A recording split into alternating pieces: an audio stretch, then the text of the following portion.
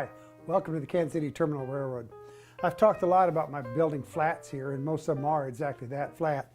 But a lot of them have the fire escape detail as a part of the photograph. And one person that watched one of my videos said, you know, if you didn't have that fire escape on and you put a three-dimensional one on, it certainly would add a lot to it. It would give it that three-dimensional element that you're looking for. So that's what I've done here. I've got a chooch casting. This is actually a casting, not a building. It is a flat, but it's an actual cast building. I put in some photographic windows, and then I came back and I used, in this case, a milepost models kit. Now, this is an old kit that I've had around for probably 20 years or more.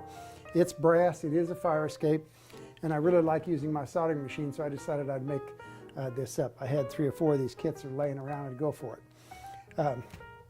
So this is all the brass solderings. Now, what I had to do, though, was figure out how am I going to space this out and make it look right? Because I always go back on the adage, Americans like things square and neat and clean. So how am I going to keep this perfectly clean and neat and square? Well, what I did was I went over and I made a template. I taped this onto my model, did a rubbing with my pencil so that I could see where the windows are, cut them out, made sure it fit. Then I took this and I put it on a board, mounted it on a piece of 1/4-inch plywood. And then, because these are the actual spacings of the windows, I was able to make the marks here upon which I was able to line up my landings exactly. And I put pins in the bottom corners of my landings, stuck them onto my board, which has this template on it. Then I was able to take my ladder castings and ladder assemblies and put them in here and figure out exactly how long they had to be and where they needed to be cut, and I could solder them in place. When I was done, I had an assembly all complete and ready to go to put on, and I took that out and I painted it.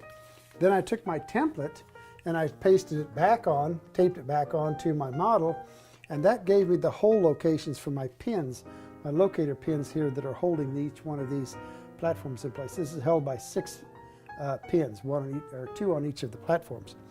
And I simply reapplied that back onto my model, taped my ladder up here on top, and voila, I have a finished fire escape.